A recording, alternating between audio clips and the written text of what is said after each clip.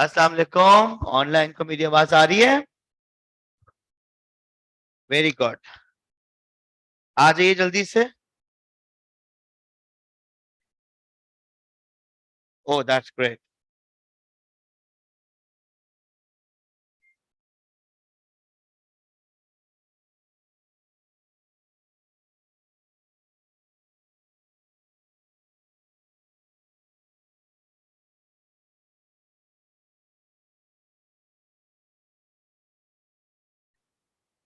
जल्दी आ जाओ मेरे बच्चों।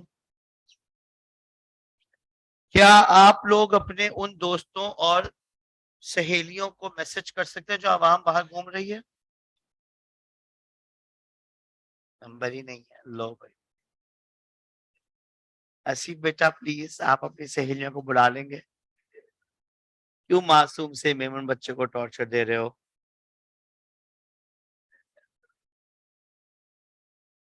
नहीं नहीं, मेमन मासूम ही होता है। नहीं, आ जाओ बेटा। नहीं नहीं बेटा, अल्लाह का शुक्र मैं इतना, अल्लाह का शुक्र मैं थोड़ा सा हाई लेवल हूँ। एनीवेज देखो, ऐसी बातें मत करो, अभी तनख्वाह भी नहीं मिली है। मेमन भाई ने अगर रोक लिया तनख्वाह, तबानी भाई ने। खैर, आ, हम लेक्चर को आज स्टार्ट करेंगे फॉर्मली। आज से पहले हमारी जो मुलाकात हुई थी दैट वाज जस्ट अ मुलाकात। कुछ बेसिक बातें regarding CAF, difference between PRC and CAF, your future planning, why to join TSA, why to opt for 3 papers along with hand-on courses। बस यही सारी बातें हुई थी। इसके अलावा मैं अपना व्हाट्सएप नंबर यहाँ दे के गया था, मुझे कुछ बच्चों ने कांटेक्ट किया एंड आई होप कि उनके जो भी क्यूरीज थी, जो भी कंफ्यूजन्स थे, वो मैंने दूर कर दिए होंगे। आज हम फॉर्मली स्टार्ट करेंगे अपने क्या फोर को। बेटा, आई क्या मैंने तुम्हें लास्ट क्लास में एक बात बताई थी कि जब आई कैप ये पीआरसी प्लान कर रहा था तो आई कैप ने अकाउंटिंग पढ़ाने से पहले आपको आईए दिया, मतलब इंट्रोडक्शन टू अकाउंटिंग। तो उनके जहन में ये भी आया कि यार लॉ के भी 3-3 सब्जेक्ट्स हैं आगे कैफ में और सीफैप में। 2 कैफ में आएंगे, 1 सीफैप में आएगा, तो क्यों ना हम एक बेसिक सा इंट्रोडक्शन टू लॉ का पेपर में। खैर, उसके कोर्स आउटलाइन जब हमने देखा और हमसे मशवरा किया गया, मैं कहा नहीं भाई, दुनिया की किसी भी अकाउंटेंसी बॉडी में इंट्रोडक्शन टू लॉ जैसा कोई subject, business and corporate law तो सब जगह मौजूद है, चाहे वो एसीसीए हो, चाहे वो सिमा हो, चाहे वो आईसीए में हो, वो आईसीएडब्ल्यू हो। दुनिया में आप कहीं भी चले जाएं, अकाउंटेंसी बॉडीज में लॉ का एक सब्जेक्ट पढ़ाया जा रहा है, बट इंट्रो नहीं है। अब इंट्रो क्यों देना चाह रहा था आई कैप आपको? क्योंकि आई कैप ये बात बहुत अच्छे से जानता है कि आप लोगों ने कभी भी लॉ नहीं पढ़ा।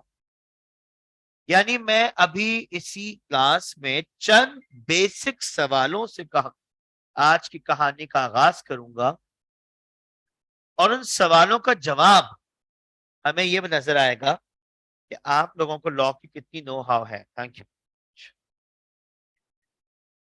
आ जाइए भाई, हरी आप। और भी कोई अवाम बाहर है? ये वही बच्चे थे जो मुझे आता देखने के बावजूद टेबल टेनिस खेल रहे थे। अगली बार अगर मेरे आने के बाद भी टेबल टेनिस चला तो इस रैकेट का एक बहुत खूबसूरत इस्तेमाल मैं आपको बताऊंगा, जो मैं अभी नहीं बता सकता। एहसन बेटा आगे चले। तो एहसन मेरा बहुत प्यारा बच्चा है। एहसन से मेरी पहली मुलाकात हुई थी पिकनिक पे, जब ये बहुत लहक लहक के गिटार पे गाने गा रहे थे। मैं जानता भी नहीं था कि ये पीआरसी के स्टूडेंट हैं। मगर मेरे बच्चों, एक छोटी सी बात मैं कहूंगा, तुम्हारे घर की जो तरबियत होती है ना, वो तुम्हारी आंखों से झलकती है। मुझे ये बिल्कुल मालूम करने की जरूरत नहीं है कि आपके माँ बाप ने आप पे कितनी मेहनत की। कसम खुदा की खा के कह रहा हूं, 10वां साल खत्म हो गया टीचिंग का। मतलब शरीफ तबानी साहब बताते हैं 25 साल, समद साहब कहते हैं 30 साल, अकील भाई कहते हैं ये 25-25 साल वाले टीचर्स हैं, तो इनका तो क्या तजुर्बा होगा। मेरा अभी 11th ईयर शुरू हुआ है, और सिर्फ आपकी बॉडी लैंग्वेज और आपका way of talking, and talking भी रहने दीजिए, हमें देखकर आपकी आंखों में जो एक अदब आता है, उससे अंदाजा हो जाता है कि माशाल्लाह माँ बाप तरबियत पे टाइम लगा रहे हैं। क्योंकि आजकल के दौर पे जो खतरनाक दौर आ गया, खासतौर पे इस स्टूपिड सी चीज के बाद, हर एक तबाही और बर्बादी के दहाने पे खड़ा हुआ है, हाथ में जिसके ये भी है। उसके बाद भी तो ये सारी तकरीर करने का मकसद ये था कि मैं एहसन का नाम मुझे नहीं पता, मैं एहसन को जानता नहीं, एहसन मुझे तो जानता होगा शायद थोड़ा बहुत, लेकिन इस बच्चे का जो मैं क्या कहूँ मैनर्स थे, उनसे मैं इतना इम्प्रेस हुआ कि बगैर पढ़ाए भी ये मेरा बड़ा फेवरेट बच्चा बन गया। और यकीनी तौर पे, और आप बहुत सारे बच्चे आप लोगों में, ऐसा नहीं है। देखिए मैं एक अंग्रेजी में जुमला बोलूंगा, you are the ambassador of a family actually. आप अपनी फैमिली की पूरी तरबियत अपने साथ लेके चल रहे होते हैं। कोई स्टूडेंट जब किसी टीचर से बदतमीजी करता है ना, तो वो टीचर को जलील नहीं कर रहा, अपने माँ बाप को जलील कर रहा है। तो कौन सा बच्चा होगा जो ये चाहेगा। तो तुम सब जब भी कोई एक्ट, मैं ज्यादा पुरानी बात नहीं है, चंद दिन पुरानी बात है, यार खान को आप लोग जानते होंगे, ये जो दोनों कैंपस के बीच में गली है, उसका जो गार्ड है, वो एक दिन मैं हसन के रूम में बैठा था, तो वो यार खान आता है और बड़े गुस्से में, और एक लड़का भी आता है, और मतलब लिटरली चीख रहे दोनों एक दूसरे पे। और वजह क्या थी कि पता नहीं यार खान ने कार्ड मांगा था या क्या कुछ। देखें, इस इदारे में अगर आप बैठे हैं, तो आपकी हिफाजत भी हमारी जिम्मेदारी है ना। यानी बहुत पुरानी बात हो गई, लेकिन मुझे याद आता है कि एक ऐसा बच्चा भी हमारे क्लास से, पता चला क्लास में वो मोहतरम अपने बैग में पिस्टल लेके बैठे हुए थे। अब अगर कुछ हो जाता, अगर उस पिस्टल का इस्तेमाल हो जाता, तो बदनाम कौन होता, गालियां कौन खाता, टीएसए। तो कुछ रूल्स बनाए गए कि भाई कार्ड स्वैप करना जरूरी है, चेक करना जरूरी है। अब वो बहस कर रहा, जब काफी बहस, तो मैं बीच में मैं कहा बेटा आप नहीं, इसने मुझसे बदतमीजी कैसे, मैं इसका ये कर दूंगा, इसने मुझसे, इसने बात। अब खैर हसन भाई ने मामला रफा दफा, मैं कहा बेटा इधर आओ, बैठो मेरे सामने। मैंने कहा मेरा कोई ताल्लुक नहीं है एडमिन के मामलात से, मगर मैं एक सवाल पूछना चाहता हूँ, क्या तुम और वो लेवल में बराबर है। कहते हैं, नहीं। मैं क्या तुम और वो उम्र में बराबर है। कहेंगे नहीं। मैंने कहा मेरे ख्याल से यार खान तुम्हारे बाप की एज का तो होगा, बहुत एज वाला बंदा है वो। तुम सिर्फ इसलिए उस पर चीख रहे हो कि उसकी जॉब मेनियल जॉब है, वो गार्ड है, कि तुम्हें इतना गुस्सा आ रहा है कि यार खान ने तुमसे तेज आवाज में सबके सामने, यार खान ने, रुको कहां जा रहे हो, इधर आओ, ये बोला था यार खान। मैंने कहा एज में वो तुमसे बड़ा है। तुम कहते जी बोलिए खैरियत, बात किस तरह कर रहा है तू, इस तरह बात शुरू हुई थी। और फिर एक तमाशा बना। मैंने कहा तुम मुझे बात बताओ, इस वक्त तुम इतना तमाशा बने हो, सबके सामने वहां से चीखते हुए आ रहे हो, धाड़ते हुए आ रहे हो, तुम किसको तमाशा बना रहे हो, यार खान को या अपनी तरबियत को। मैंने कहा यही एक बात तुम तमीज से कहते हम सब तुम्हारे साथ होते, मैं यार खान से कहता यार खान आप तेज लहजे में बच्चों से बात नहीं करेंगे, ठीक है आपको कार्ड चेक करना है आप बोले, मुझे अंदाजा है यार खान कभी कभार थोड़े से ओवर हो जाता है, मैं नोट किया, मैंने उसकी कंप्लेन आगे तक पहुंचाई भी है कि तमीज से बात की जाए, सबसे पहला रिस्पेक्ट बिगेट्स रिस्पेक्ट। लेकिन आप क्या कर रहे हो। थोड़ी देर के बाद वो शर्मिंदा हुआ। फिर मैंने कहा चले सर अब मैं क्या करूं। मैंने कहा मैं जो कहूंगा वो तो तुम कभी भी नहीं करोगे। कहता है आप क्या कहेंगे? मैंने कहा मैं ये कहूंगा कि तुम यहां से जाओ, यार खान से माफी मांगो। एकदम से उसने, मतलब उसके साथ मैंने कहा तुम नहीं करोगे ना, जाओ घर जाओ। क्या आपको सही लगता है? मैं कहा बिल्कुल सही लगता है। तुम आज सिर्फ एक तमीज से उससे बात करो, अगली बार वो तुम्हारे बहुत तमीज से हमेशा बात करेगा। ऐसे ही हुआ। वो बच्चा मेरा फैन हो गया, बाद में आके मुझसे कह रहा सर आपने तो बात ये इस तरह वो करके। तो मेरे बच्चों, तुम सब अपनी फैमिली के एम्बेसडर बन के घूम रहे हो यहाँ पे। तो हमेशा छोटा सा मशवरा है, ऐसे कदम उठाना कि तुम्हारे माँ बाप तुम्हारी ऊपर they must feel proud of, उनको शर्म ना हो कि या अल्लाह ये मेरे बेटे ने फिर जलील करा दिया या मेरी बेटी ने। बाकी आप सब अक्लमंद हैं। Ehsan, I love you.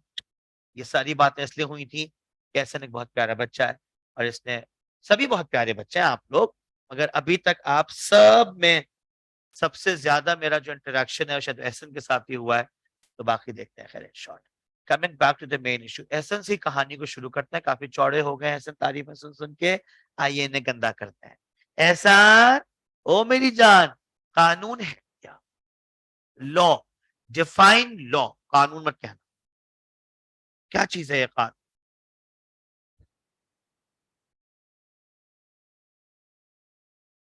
Prescribe method to operate something. कोई खातून इसमें ऐड करना चाहेगी? What is law? क्या है लॉ? किसे कहते हैं हम लॉ? एनीवन? कोई भी लड़का लड़की? जी सर। Rules and regulation. तुम्हारा नाम क्या है बेटा? Mohammad Afan. Afan darling, rules and regulations तो टीएसए की भी है, हम इसे लॉ कहेंगे। तुम्हारा जवाब इज करेक्ट बट इनकम्प्लीट जवाब। Not government. लॉस कभी गवर्नमेंट नहीं बनाती, लॉ बनाते हैं स्टेट। कहीं से मुझे आवाज आई स्टेट की, बिल्कुल सही आवाज आई। Rules and regulations made by the state, रियासत के बनाए हुए कवानीन, रूल्स एंड रेगुलेशंस, सोसाइटी को गुजारने के लिए, संभालने के लिए, चलाने के लिए। फिर मैं बात करूंगा, क्या कोई मुझे बता सकता है बिजनेस लॉ क्या है? जो आपका सब्जेक्ट है, क्या? 4 at the back, your name? जी कयूम भाई।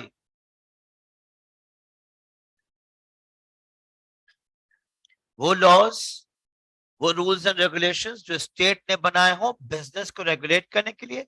अ very perfect answer, very good. फिर एक सवाल मेरे दिल में आ गया, लॉज, आप तो भाई चार्टर्ड अकाउंटेंट बनने आए थे। मासूम सी आवाम, debit, credit, plus, minus, balance sheet के बैलेंस आने पे इतनी खुशी हो जाती है आपको कि जितनी हमें केस जीतने पे होती है ना? तो फिर ये कानून कहां से तुम्हारे मत्थे मार दिया गया? मेमन भाई, आपका नाम? कैसे पहचाना मैंने कि ये मेमन है?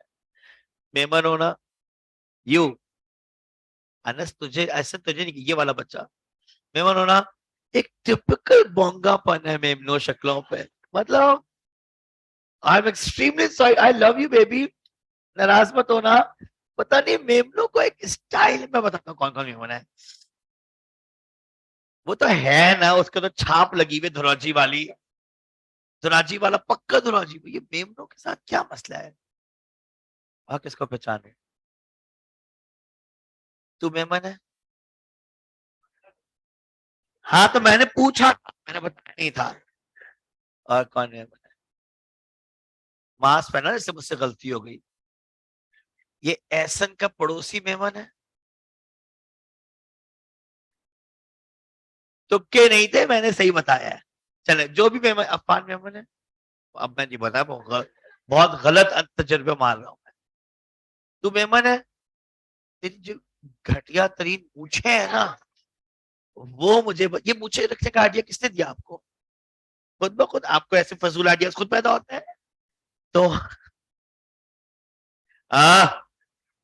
बदतमीजी नहीं होगी तो अच्छे लग रहे हो, माशाल्लाह प्यारे लग रहे हो, मगर हो सके तो मास्क पहना करो। तेरा नाम डिफाइन डेमोक्रेसी। कितना भाषण होता है मुल्क में, पाकिस्तान एक डेमोक्रेटिक मुल्क है। मैं तुम्हें डेमोक्रेसी का मतलब बता दूं उमर, जमहूरियत। डेमोक्रेसी जमहूरियत के बारे में उमर हमें कुछ बताना पसंद करेंगे? ठीक हो गया। कोई और डेमोक्रेसी के बारे में कुछ जानता है? By raising your hand. जी madam, your name? Savera.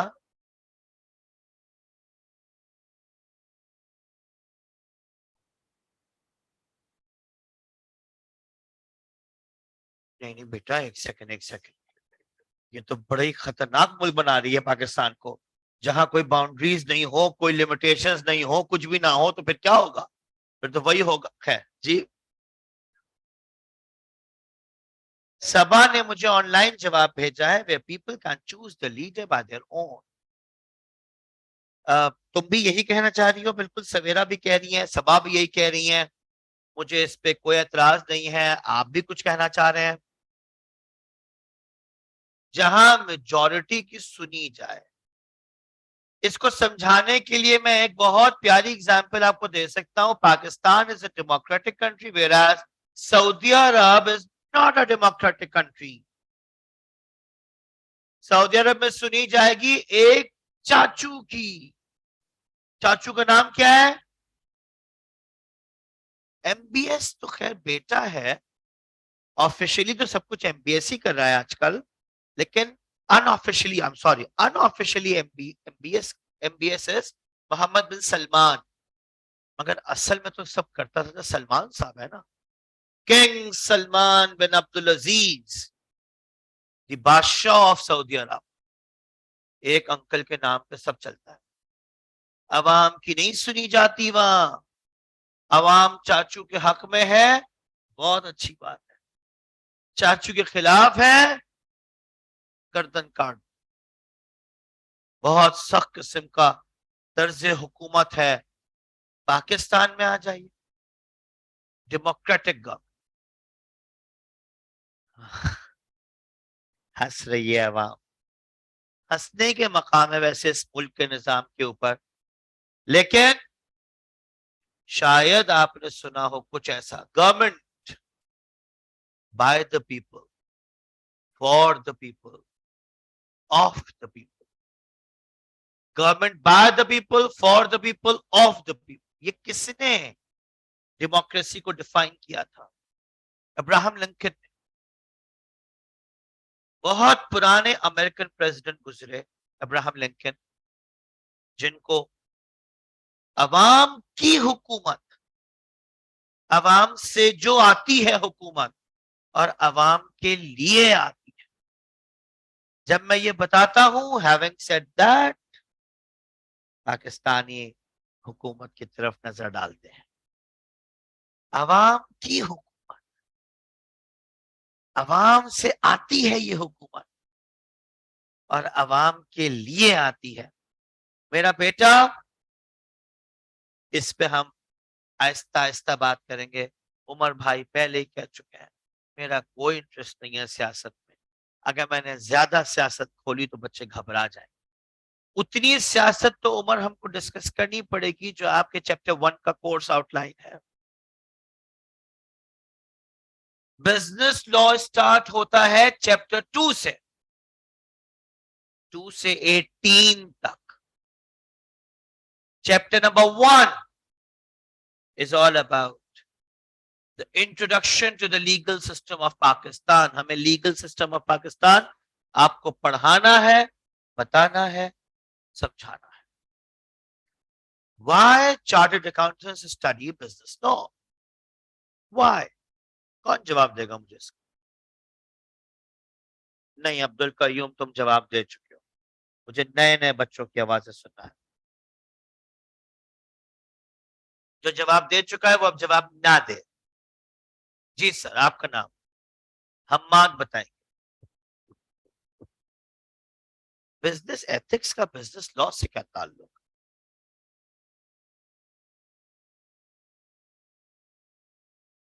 Okay, very good.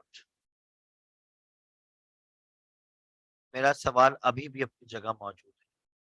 तो लॉयर्स है ना इस काम के लिए, the most graceful and decent professionals, lawyers. आ रहा हूं तेरे पास अभी। जी सर, आपका नाम मुझे नहीं पता। जी अहमद।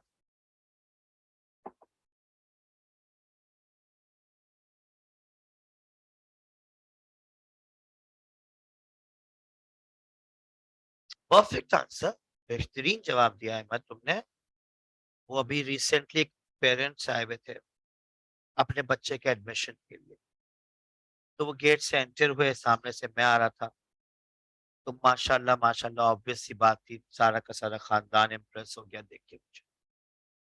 और एकदम से अब्बा भी अम्मा भी, खैर अब मैं आगे क्या बोलूं। तो अब्बा ज्यादा इम्प्रेस हो गए, तो कहते हैं कि आप कौन? मैंने कहा सर बोलिए, मैं एडमिशन के लिए आया हूँ बेटे के। तो पता चला मिस्टर एंड मिसेस दोनों अब्बा अम्मा डॉक्टर्स हैं बाय प्रोफेशन। और वो बेटे को जिस हॉस्पिटल में ना, वहां फाइनेंस डिपार्टमेंट में वो सीएस का चौड़ापन देख चुके हैं।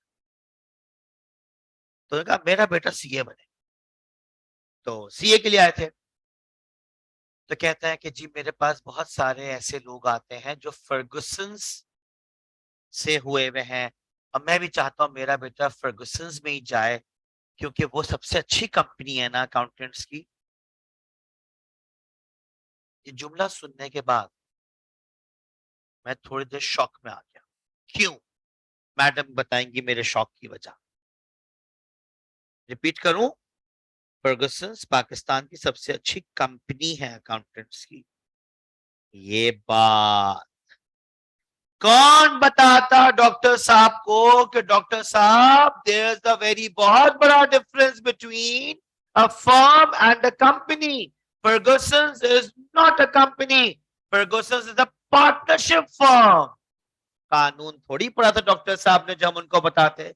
इसलिए अहमद मुस्तफा ने बिल्कुल ठीक कहा, चार्टेड अकाउंटेंट बनने के बाद भी अगर ये ना पता, डेबिट क्रेडिट तो सब आ गया, अकाउंट्स तो सब बनाने सीख गए, यही नहीं पता चला कि जुनैद जमशेद एक प्राइवेट लिमिटेड कंपनी है, लकी सीमेंट एक पब्लिक लिमिटेड कंपनी है। कंपनी अकाउंट्स जब पढ़ाए जाएंगे तो फर्क बताया जाएगा। पार्टनरशिप अकाउंट्स, तो बेटा कानून पता होगा तो ये सारी बातें आपके दिमाग में उतरेंगी ना। इसलिए वेदर यू लाइक इट और नॉट, चाहे आपको कानून से मोहब्बत हो या नफरत हो, बेटा बिजनेस एंड कॉर्पोरेट लॉस तो आपको पढ़ने पड़े। इसको मजबूरी समझो या जरूरत, पढ़ने तो पड़े। आगे बढ़ेंगे। डेमोक्रेसी है पाकिस्तान, आप लोगों ने समझाया, सबा ने समझाया, सवेरा ने समझाया, बाकी लोगों ने बताया। लॉज वो रूल्स एंड रेगुलेशंस हैं जो स्टेट बना रही है, आप लोगों ने मुझे बताया। बिजनेस लॉ हम आपको क्यों पढ़ा रहे हैं, आपने मुझे बताया। चंद सवाल और फिर हम फॉर्मली चैप्टर 1 की तरह बढ़ जाएंगे। मेरे बच्चों, लॉ पाकिस्तान में कहां बनते हैं? जो जवाब दे चुके हैं वो धीरज से बैठे रहे, जो जवाब नहीं दिया है वो तुक्के चलाते रहे। देखिए मेरे बच्चों, तुक्के मैं इसलिए कह रहा हूं, मुझे कोई एतराज नहीं होगा तुम्हारे गलत जवाब से। देखो, तो मुझे नहीं पता कि तुम लोग अभी मुझे कितना जानते हो और कितना नहीं जानते, मगर एक चीज मैं आपको आज क्लियर कर दूं, मेरा बच्चा मेरी क्लास, मेरा एक घर सिचुएशन होता है। मतलब मुझे समझ नहीं आता उन टीचर्स के बारे में, मैं आपके टीचर्स की बात नहीं कर रहा, मैं जनरली बात कर रहा हूं, जो क्लास का एनवायरनमेंट इतना खतरनाक बना देते हैं कि बच्चे घबराते हैं सवाल पूछते, डरते हैं सवाल पूछते। तलाल आरिफ को अल्लाह ताला ने ये मंच पे बिठाया क्योंकि मुझे थोड़ा बहुत आपसे ज्यादा आता है, मैं भी कोई परफेक्ट नहीं, थोड़ा बहुत आपसे ज्यादा मुझे पता है, और आप सब मेरे सामने इसलिए बैठे हैं क्योंकि it is my duty to teach you, to guide you, to help you.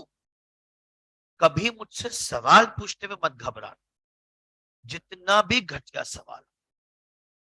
ये मत सोचना कि यार सर मजाक मजाक तो मैं उड़ाऊंगा, कमीना आदमी हूं, लेकिन कोई बात नहीं, थोड़ी देर से हंसी मजाक कर लेंगे, फिर पढ़ाई कर लेंगे। लेकिन अपने दिल में देखें, मैं ये नहीं चाहता कि इस कमरे से बाहर जब मैं निकलूं तो बच्चा बोले शुक्र खुदा का मुसीबत चली गई, 1 घंटे से टेंशन में बैठे। ऐसे नहीं हो सकती पढ़ाई। पढ़ाई तब होगी जब हम इसको इंजॉय करें। इंजॉय का मतलब ये नहीं है कि यहाँ पे डांडिया होता रहेगा हर 2 मिनट के बाद। इंजॉयमेंट का मतलब ये है समझो, पूछो, जो दिल चाहे मुझसे पूछने में। हाँ, कोई इतना फजूल सवाल तुम्हारे जहन में उठ रहा है जो तुम्हें लगता है कि it is not appropriate to ask in the class, तो व्हाट्सएप पे आ जाओ। सही है एहसन बच्चा, 12 बजे के बाद वीडियो कॉल। खैर एनीवे, तो मतलब बेटा दोपहर 12 बजे के बाद, यार क्या तुम लोग गंदी सोच वाले लोग हो। तो समझ रहे हो ना, ये पता नहीं कौन समझ अच्छी तरह। तो बात इतनी सी है, गलत बोलो मगर बोलो। देखिए आपने कभी सोचा कि क्या है, क्या क्या ड्रामा कर रहा है? कभी पीसीएससी प्रेजेंटेशन स्किल्स डालता है कोर्स में, फिर निकाल देता है, फिर हैंड ऑन कोर्सेज आ गए। क्या है तुम्हारे हैंड ऑन कोर्सेज के नाम बताओ? PP stands for my dear presentation नहीं आती। फॉर्म में पहुंच जाते हैं, तालीम बेहतरीन है, पता सब है, बोलना नहीं आ रहा। कैफ ने कहा जरूरी है कि कैफ में इनको पीपी कराया जाए, प्रेजेंटेशन की ट्रिक्स बताई जाए, कुछ बताया जाए, बोलना कैसे है। तो ये छोटी छोटी सी जो बात है ना, आज आप एक जवाब मुझे दे रही हैं सवेरा, शायद आप घबरा रही हो, अगली बार आप और कॉन्फिडेंट होके बोलेंगी, फिर और बोलेंगी, फिर और बोलेंगी। और क्योंकि आप लोग देखें, मैं एक उर्दू के लफ्ज बोलूंगा, जो दिखता है वही बिकता है। जो माशरा, जो बाहर इस वक्त सोसाइटी आ रही है ना, अगर आपको सब कुछ पता होगा मगर आप खामोश चिपक के बैठे रहेंगे, कोई मुंह भी नहीं लगाएगा। आपको आगे बढ़ना होगा, आपको बोलना होगा। गलत बोलेंगे ना, कोई बात नहीं, ये कमरा, ये क्लासरूम है ही गलतियां सही करने के लिए। घबराइए, शर्माइएगा नहीं, लेकिन ऑब्वियसली टाइम वेस्ट ना किया जाए क्लास का, इसलिए काम की बातें। तो सवाल का जवाब दे रहे हैं मिस्टर अहमद, जवाब दे रहा है मुझे। जी बेटा, पार्लियामेंट, एक और नया नाम आ गया हमारे सामने। अब मैं दूसरा सवाल पूछूंगा, ये पार्लियामेंट कहां है? कहां है? कहां है? दो, मैडम आप दो हाउसेस के नाम बताएंगी? नेशनल असेंबली और सेनेट। इस्लामाबाद में अगर आप गए हो, व्हाइट कलर की खूबसूरत सी एक इमारत है, बहुत ह्यूज। ला इलाहा इल्लल्लाह मुहम्मदुर रसूलुल्लाह, कलमा तैयबा लिखा हुआ है उसके ऊपर। वो क्या है? पाकिस्तान का कानून साज इदारा। उर्दू में मैंने लफ्ज कहा है कानून साज इदारा, अंग्रेजी में कहूंगा लॉ मेकिंग बॉडी। देखिए लॉज दो तरह के हैं, एक है डिवाइन लॉज, रिवील्ड, मतलब कुरान शरीफ की बात। मे बी आप लोगों में कोई नॉन मुस्लिम हो तो वो अपनी अपनी जो भी बुक्स है उनको फॉलो कर सकता है, बट मी बीइंग अ मुस्लिम, कुरान पाक अल्लाह ताला का कलाम, कुरान शरीफ में जो बातें लिखी है वो कौन बोल रहा है? अल्लाह ताला है, कलाम इलाही कहलाता है। मगर हम तक किसने पहुंचाया? द लास्ट मैसेंजर हजरत मोहम्मद मुस्तफा सल्लल्लाहु अलैहि वसल्लम। वो तो ऐसा कानून है मेरे बच्चे बच्चियों, 1400 साल गुजर गए, एक फुल स्टॉप भी नहीं खत्म हुआ, चेंज नहीं हुआ, कुछ नहीं हो सकता, कोई अपडेटेड वर्जन नाउजुबिल्लाह नहीं आ सकता। और आप उसकी खूबसूरती देखिए, आज भी आप कुरान पाक घर में खोलें, पढ़ें, हमारी ऑब्वियसली मदर टंग अंग्रेजी नहीं है ना अरबी है, अगर हम उसको उर्दू या जो भी हमारी लैंग्वेज है, मेरे ख्याल से मेमनी जबान में भी तर्जुमा होगा ना कुरान का, मेमनी जबान नहीं होती मतलब, तो मेमनी में नहीं है कोई लिटरेचर, ये गुजराती स्टाइल में लिखी जाती है, गुजराती स्टाइल में, तो वो that's Gujarati actually. Is there a difference between Gujarati जबान एंड मेमनी जबान? डिफरेंस है। तो आप लोग मेमनी में क्या लिख जो बोलते हैं, जैसे कड़ो कड़ो कड़ो को, ऐसा कुछ लिखते नहीं है मतलब? हाउ सैड, क्या किया मेमनों ने इतने साल में? हम उर्दू बोलने वाले, क्या जबान है खूबसूरत, हवाओं में सलीके से जो खुशबू घोल सकते हैं, अभी कुछ लोग बाकी हैं जो उर्दू बोल सकते हैं। इतनी खूबसूरत जबान मेरी उर्दू। आप सिंधी हो, आप पंजाबी हो, आप बलोची हो, आप पठान हो, सराइकी हो, चले भाई तुम्हारा भी जिक्र कर ले, बंगाली भी हो, भाई बुरा मान रहा है ना, कह रहे हैं मुझे आपने जिक्र नहीं किया, बंगाली भी शामिल है, बंगाली भी आ जाओ। अच्छा बताता हूँ अभी तुमको, ये जो मॉन्जुलिका का पार्ट 2 बना बैठा ना यहाँ पे, तू बेटा बहुत कमीना हो, मजा नहीं है, मजा तो उस वक्त आएगा। एनीवेज खैर इन शॉर्ट आगे आगे लेक्चर, जुम्मे का दिन है बेटा, भाई मैं भी कह रहा हूँ इतना गंदा टेस्ट मेरा बिल्कुल भी नहीं हो सकता, ऐसे को तो मैं अपने ड्राइवर के पास भेज देता हूँ। लेक्चर लेक्चर मतलब बस काफी है, अब मजा आया ना? तो नमाज के बाद की बेटा रात में, तो मेरे बच्चों काम की बात कर लेते हैं, बहुत बकवास से हो रही है, हम क्या बात कर रहे थे? उर्दू की खुसूसियात हम आपको पढ़ाएंगे, मतलब हम उर्दू नहीं, कॉन्स्टिट्यूशन में बाकायदा लिखा हुआ है कि Urdu is national language. Memoni की बात हमने निकाली थी क्योंकि हम क्या पूछ रहे थे आपसे, तर्जुमा तो गुजराती में तो होगा, बड़ी फेमस जबान है गुजराती। यार आज हम कुरान शरीफ पढ़े तो लगता है कोई आज हमें बात कर रहा है, मतलब लगता है जैसे अभी आज के हालात के ऊपर बात हो रही है। It's a miracle. अगर आप 100 साल पुरानी किताब पढ़े इंसान की लिखी हुई, तो आपको ऐसे अल्फाज नजर आएंगे, ऐसी बात कितनी पुरानी हो गई है। आज कुरान पढ़े कोई ये कह ही नहीं सकता कि ये 1400 साल पुरानी किताब। अल्लाह ताला हम सबको उसको पढ़ने पे और अमल करने की तौफीक अता फरमाए। Coming back to our lecture of law, एक तो वो लॉ हो गया, उसको साइड, अब है मैन मेड लॉज। और जैसे कि आप लोगों ने कहा, मैडम ने कहा, बच्चों ने कहा, मैन मेड लॉज कहां बन रहा है? Parliament of Pakistan. बाकी कुछ बात है, अब हम फॉर्मली चैप्टर नंबर 1 से शुरू करें। मेरा बच्चा, मुझे तुम में से किसी के पास किताब नजर नहीं आ रही है? अगर एक काम करोगे तुम लोग, सॉफ्ट कॉपी तो होगी ना इस वक्त, अभी सॉफ्ट कॉपी ले लो, मतलब स्टार्ट करते हैं। और अगर ओहो मैडम बड़ा खर्चा करके आई, नई नवेली किताब खरीदी है, ये किताब आप ऊपर उठाएंगी बेटा, और ऊपर ये किताब है 2022 का revised edition of business law का स्टडी टेक्स्ट। कितने की मिली तुमको? ये है, अच्छा मैं खास 500 रुपए की, 550 रुपए की, कितने की मिली? 3 बुक्स?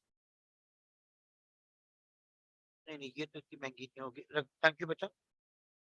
तो मैं आई ये अपने नीचे, क्योंकि देखो पहले आई कैब करता था कि आई कैब हार्ड बाउंड बुक्स घर भेजा करता था, फिर आई कैप ने कर दी कहानी रोक दिया। अब आई कैप की वेबसाइट पे सॉफ्ट कॉपी मौजूद है, मगर ये हमारे फोटो कॉपियर वगैरह जो है ना, ये हमें थोड़ा सा फेवर देते हैं कि इन्होंने फोटो कॉपी कर रखे। हाँ देखो, सॉफ्ट कॉपी से पढ़ने में कोई बुराई नहीं है, लेकिन ये एक आध हफ्ते तक ड्रामा चलेगा, इसके बाद नहीं। दलाल भाई चीजों को नोट करवाते हैं, वर्ड्स के मीनिंग बताते हैं। मैं थोड़ा सा इस मामले में देसी किस्म का आदमी हूँ, पढ़ता तो मैं भी सॉफ्ट कॉपी से ही हूँ, लेकिन स्टूडेंट्स पर्सपेक्टिव में मुझे लगता है कि सॉफ्ट कॉपी मजेदार नहीं होती। बच्चा नोट कैसे करेगा, क्या चीज कहां तक पढ़ाई क्या है। अच्छा, क्योंकि एक चीज बहुत इंपॉर्टेंट है हमारे कोर्स आउटलाइन में, वो ये है कि ये तो मुमकिन नहीं है ना कि ये पूरी किताब तुम याद कर लो। क्या चीज एग्जैक्टली हमको रिटेन करनी, क्योंकि अब कहते हैं ना, अभी तो पार्टी, अब पेपर्स होंगे जो आपने लिखने हैं। जान पीआरसी का जिक्र निकालता हूं तो एक दफा फिर दुआएं देता हूं आपको पीर के लिए। अल्लाह ताला पीर को आन, पीर पर रिजल्ट आ रहा है ना परसों, मतलब 2 डेज बैक, 2 डेज बाद अल्लाह ताला तुम सबको कामयाब करे, जिसने जो जो पेपर दिया है उन्हें कामयाबी अता करे। लेकिन मेरा बच्चा पीआरसी के पेपर्स पास करने के बाद ना, वो कहते हैं ना उर्दू जुबान में, कि आप लोगों की गर्दन में सरिया साज, ओह पीआरसी पास कर लिया हमने। और कैफ को आप थोड़ा हल्का लेना चाहिए। अरे ये था सीए, लोग हैं वही कहते हैं सीए मुश्किल है। बेटा वो कैफ आपको बता देगा। इसलिए एक तो ये किताब जो मोहतरमा ने अभी जिसका जलवा कराया सबको, ये किताब आपको आपके पास होनी चाहिए एज सून एज पॉसिबल। इसका बंदोबस्त कर लीजिए जब तक नहीं है सॉफ्ट कॉपी। आगे चलने के बाद आहिस्ता आहिस्ता, क्योंकि देखिए अगर मैं पेपर की बात करूं, सब्जेक्ट की बात करूं, तो पेपर और उसकी तैयारी के लिए बहुत अहम हिस्सा होता है पास्ट पेपर्स की कवरेज का। देखें, मुझे नहीं पता कि पीआरसी में पास्ट पेपर्स टाइप की कोई चीज तब होती नहीं होगी, if I am not wrong, है ना? तो मेरे पास तो है, और ऐसे ऐसे पेपर्स के क्वेश्चंस हैं जो हम आपसे सॉल्व करवाएंगे, आपको गाइड करेंगे। अब आपको किस तरह से क्या कवर करना है, कहां से करना है, उसके लिए एक और सस्ती सी किताब, बिल्कुल ब्लैक एंड व्हाइट के नाम से मैंने एक किताब जमा की है, बनाई है फॉर यू, ताकि इसमें तुम्हें सारे पास पेपर्स अलोंग विद आंसर्स मिल जाएंगे। नंबर 2, 18 के 18 चैप्टर्स जो किताब में है, उनके ब्रीफ नोट्स, जिनको हम रिवीजन नोट्स कहते हैं, वो इसमें मिल जाएंगे। तीसरी चीज, एमसीक्यूज का जमाना अब थोड़ा सा हल्का हो गया है। अभी तो आप सब एमसीक्यूज पे खेलते थे, अब सिर्फ 15 नंबर के एमसीक्यूज आएंगे पेपर। 100 नंबर का पेपर होगा, 15 एमसीक्यूज होंगे।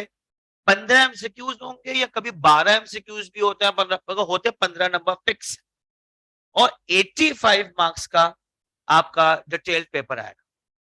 उसके लिए इसमें मैंने कुछ एमसीक्यूज, अच्छा कुछ एमसीक्यूज तो ऐसे हैं जो तुम्हें कैप की हर चैप्टर के आखिर में 15-15 एमसीक्यूज, और तलाल भाई थोड़ा सा बताते हुए फख्र महसूस कर रहे हैं कि वो सारे एमसीक्यूज बना के हमने पहुंचाया है कैप।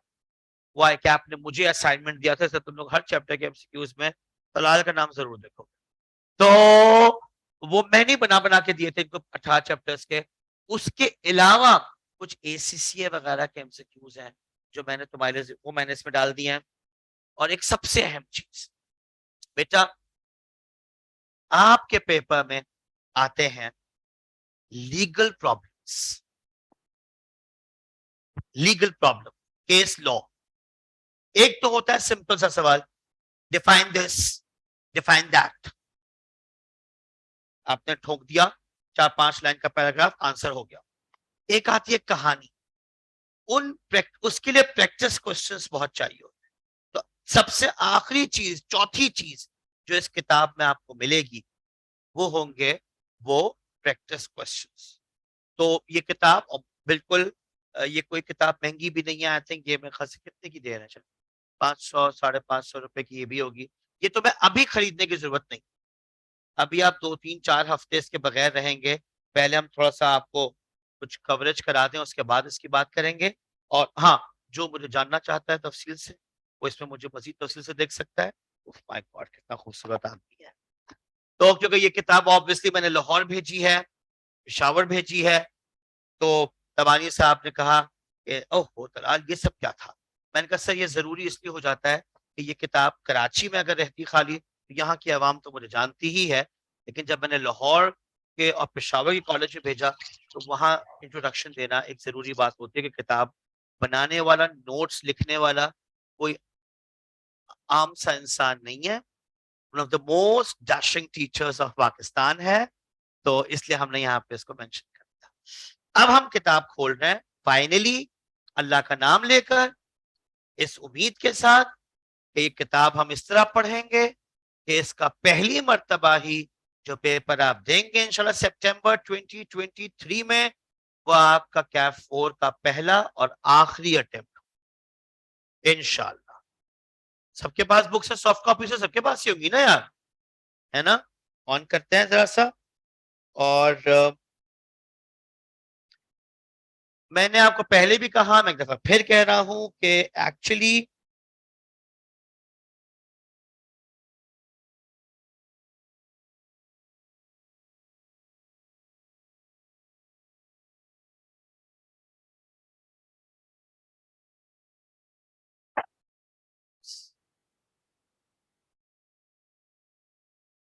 हम आपको यहां वकील बिल्कुल भी नहीं बनाना चाहते, लेकिन आई कैप ये जरूर चाहता है कि कानून की बेसिक कुछ बातें आपको पता हो। तो वैसे तो पाकिस्तानी आवाम आजकल माशाल्लाह, अच्छा भाई, ये मुझे आपके हसन भाई ने दिया था पर्चा ऊपर आते हुए कि B1 ऑटम को ये शेड्यूल बता दीजिएगा सैटरडे का, कल का। आपकी पहली क्लास सर तनवीर की होगी, वो भी बिजनेस लॉ का एक पोर्शन पढ़ाएंगे। वो आएंगे 9:30 to 11 कल, और 11:15 to 1 FAR 1 की क्लास होगी आपकी। 2 क्लासेस होंगी कल। तो में से कोई रीडिंग करना चाहेगा? पहले लड़कियों से पूछते, रीडिंग रीडिंग कोई लड़की रीड करना चाहेगी? तुम करोगी बेटा? तुम्हारा नाम क्या है? अलिशबा पढ़ेंगी और हम सुनेंगे। फिलहाल मैं आपको ये बता दूं कि जो चीज इसमें याद करने की आएगी वो आई लेट इट। ये बच्चों वाली बातों से चैप्टर 1 को हम शुरू कर रहे हैं, डेफिनेटली ये याद करने के टॉपिक्स नहीं है, लेकिन हमें समझाना है आपको। जी मैडम।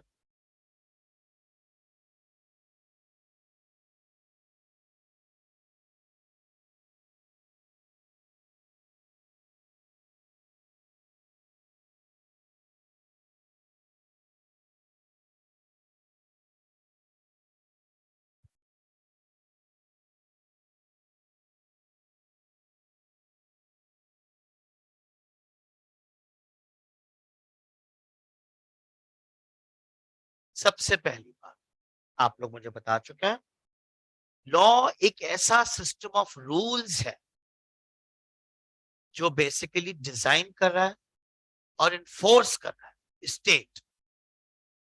रियासत क्या है, मैं इसके बारे में आपको बहुत ही अनकरीब एक डेफिनेशन दूंगा, क्योंकि एक बच्चे ने मुझे ये भी कंफ्यूजन किया कि सर आपने एक जुमला बोला कि लॉज स्टेट बनाते हैं, गवर्नमेंट नहीं।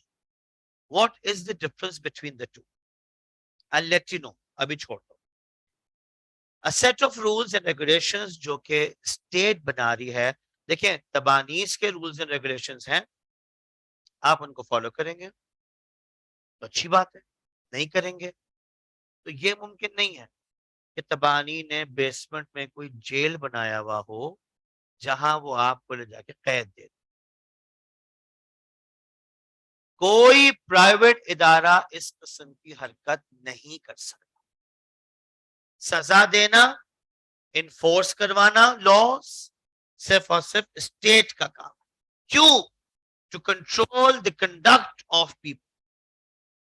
मेरे बच्चों, मैं बहुत अफसोस से कहता हूं कि पाकिस्तान के हालात देखकर हमें से कोई भी खुश नहीं,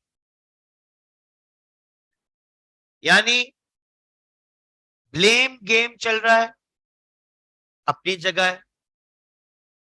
ये हुकूमत वाले पीछे वालों को बोल रहे हैं, पीछे हुकूमत वाले इनको बोल रहे हैं, कोई किसी को बोल रहा है, कोई जिसकी जो समझ में आ रहा है वो बोल रहा है। लेकिन अगर इसका एक बेसिक रीजन मैं आपको दूं तो मैं तो सिर्फ इतना कहूंगा कि पाकिस्तान की ये हाल सिर्फ इसलिए है कि लॉज जो बने हैं वो इन्फोर्स नहीं। हर मामले में अगर लॉज इन्फोर्स होना शुरू हो जाए तो आपका मुल्क भी दुबई बन सकता है।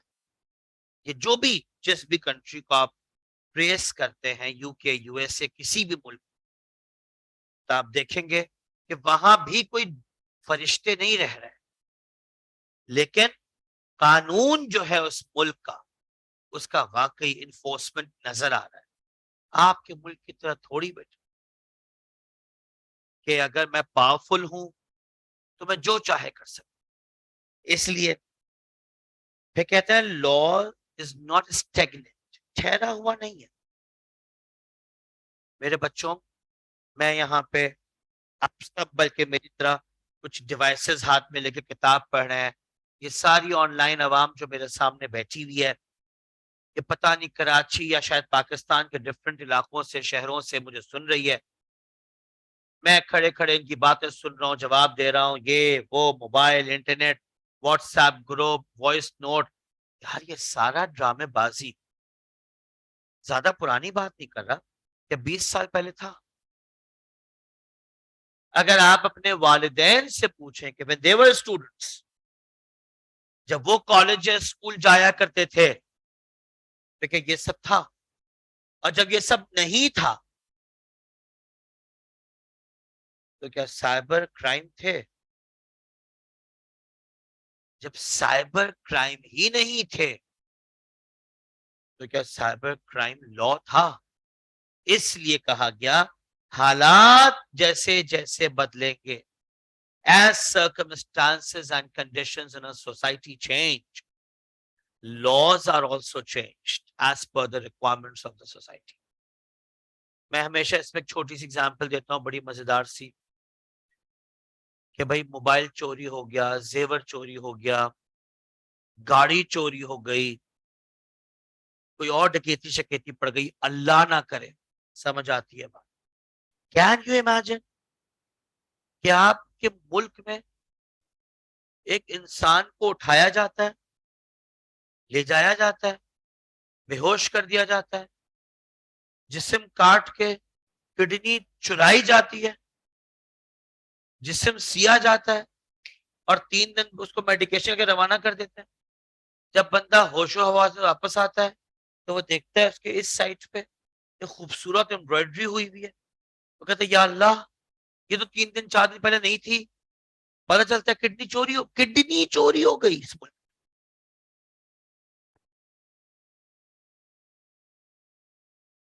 जब ये हुआ, आज से 8-10 साल पुरानी बात है, आपने नाम सुना होगा, SIUT, Sindh institute of urology and transplantation. एक बहुत बड़ा नाम है, अल्लाह ताला उनको सेहत अता करे, बड़े नेक इंसान है। कौन? डॉक्टर अदीबुल हसन रिजवी साहब, बहुत अच्छा काम कर रहे हैं। किडनी के इश्यूज को लेकर जो SIUT कराची में उनका एक हॉस्पिटल है, उसको मैनेज कर रहे हैं। उन्होंने जरदारी साहब थे उस वक्त प्रेसिडेंट इस मुल्क के, खत लिखा, सदर साहब आपके सूबे में किडनी चोरी हो रही है, कोई है तरीकेकार इसको रोकने का? लॉ बनाया जाता है, ऑर्गन ट्रांसप्लांटेशन एक्ट। आज किडनी डोनेट हो सकती है, बिक नहीं सकती। डोनेशन, खून बेचा नहीं जा सकता। या पैसे की जरूरत है, आओ खून बेच के आता हूं अपना। हाँ वो चीज, डोनर्स वाला सीन अलग है, अल्लाह ताला सबको महफूज रखे। लेकिन कभी किसी को खून की जरूरत पड़ जाए तो कहता है आप अपना ब्लड दे दें, तो हम आपको, पता नहीं कुछ ऐसा सीन होता है। लेकिन आंखें भी डोनेट हो रही है, और तो काफी कुछ डोनेट हो रहा है पाकिस्तान। आंखें हो रही हैं, किडनी हो रही है, दिल हो रहा है। दिल अभी शायद शुरू नहीं हुआ यहाँ पे, इंडिया में हो रहा है, बहुत जबरदस्त हो रहा है। हार्ट ट्रांसप्लांट इंडिया में बहुत अच्छा हो रहा है। लिवर ट्रांसप्लांट का भी शायद, हाँ, अभी पाकिस्तान में शायद शुरू नहीं हुआ। खैर, अल्लाह ताला सबको महफूज रखे। लिवर बनाने का प्लांट प्लांट लग चुका है। अच्छा अच्छा, ट्रीटमेंट के सारे इक्विपमेंट्स आ गए। मैं समझा शायद कोई टोयोटा बनाएगा। जिगर, लिवर, लिवर को जिगर कहते हैं ना, फेफड़ा किसे कहते हैं, लंग्स वगैरह। Okay, thank you. तो ये सीन, हालात बदले। पहले हमने कहा भाई अब माशाल्लाह कानून इतना स्ट्रांग हो गया है कि अगर मैं रात के 2 बजे एहसन को वीडियो कॉल कर, एहसन गाना सुनाओ, अच्छा बिजी होगा ये, बताता हूँ तुझे से सारी जो लव स्टोरियां है ना, स्टोरियां। खैर, अच्छा मजाक अपनी जगह, अगर मैंने रात के 2 बजे एहसन को वीडियो कॉल की, ये मेरे खिलाफ साइबर डिपार्टमेंट में कंप्लेन कर सकते हैं। आप इतने पजेसिव क्यों हैं एहसन को लेके? एनीवेज, तो भाई एहसन आप मुझसे मत, उनसे बात कर लीजिए भाई, वो बुरा मान रहे हैं। तो ये कानून है बाका, अनवांटेड वीडियो कॉल्स बार बार करना, मैसेजेस भेजना। आपको क्या, prevention of electronic crime chapter number 17 हम पढ़ाएंगे आपको। कोई भी ऐसा, ये इलेक्ट्रॉनिक क्राइम हो रहा है ना, ये तो ऐसे ही हो गया कि आप किसी को जबरदस्ती छेड़ रहे हैं। अभी तक क्या होता था, ये छेड़ना सामने से होता था, घटिया लड़कों वाली हरकतें। अब ये लोग आजकल इसके जरिए कर रहे हैं, और आपको लगता है कि आपने ये हरकत करके वो मैसेज डिलीट सेव हो चुका है। अल्हम्दुलिल्लाह तलाल भाई के एफआईए साइबर क्राइम डिपार्टमेंट में इतने जानने वाले हैं। अच्छा, कोई भी तुम्हें तंग करे ना, मुझे बताना सर, अब डिटेल निकल, और कोई भी तुम्हें तंग करे सर मेरे अलावा, तो तुम मुझे बताना, मैं डिटेल निकलवा लूंगा। खैर, हंसी मजाक तो खैर चलता रहेगा, पर कानून इस मामले में बहुत सख्त हो चुका है। And on a serious note, हालात बदलते जा रहे हैं और सख्तियां लाई जा रही, क्योंकि फिर इसमें तुम्हें पता है वो fake profiles and threatening messages and calls आ जाते हैं। तो बेसिकली पढ़ाई पे ध्यान दें आप, थोड़ा सा उन पे मत दीजिए आप। अहमद मुस्तफा, पढ़िए जरा। और तीसरी बात हमने क्या की, कानून क्या अलग। भाई देखें, वकील साहब जो है, डॉक्टर है कोई फैमिली में आपके, किसी की फैमिली में कोई डॉक्टर, माशाल्लाह माशाल्लाह माशाल्लाह, इतने डॉक्टर वाली फैमिलीज हैं यहाँ। किसी की फैमिली में लॉयर है, ओ दैट्स ग्रेट। कौन है? प्रैक्टिसिंग एडवोकेट है, नाम बताओ। मास, इस्लामाबाद, मुझे इतना नहीं पता होगा। कराची में नहीं है कोई किसी का लॉयर? कौन है, कौन है वकार? तुम्हारे कौन है?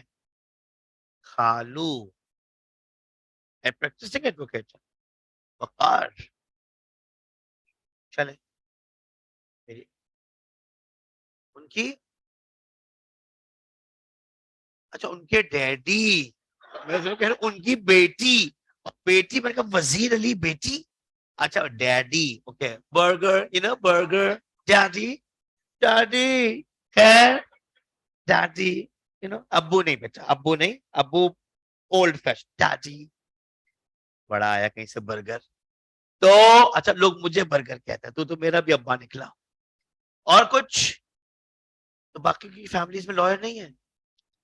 हाउ अनफॉर्चुनेट, कोई वकील ही नहीं है खानदान में। मैं हूं ना, मैं हूं, मैं आपका हूं ना। अल्लाह ना करे कभी किसी को वकील की जरूरत पड़े, लेकिन जब भी जरूरत पड़े आप मुझे फौरन कॉल कीजिएगा, मैं इंशाल्लाह कॉल नहीं उठाऊंगा। तो खैर, इन्हें अल्लाह ना करे कभी जरूरत पड़े।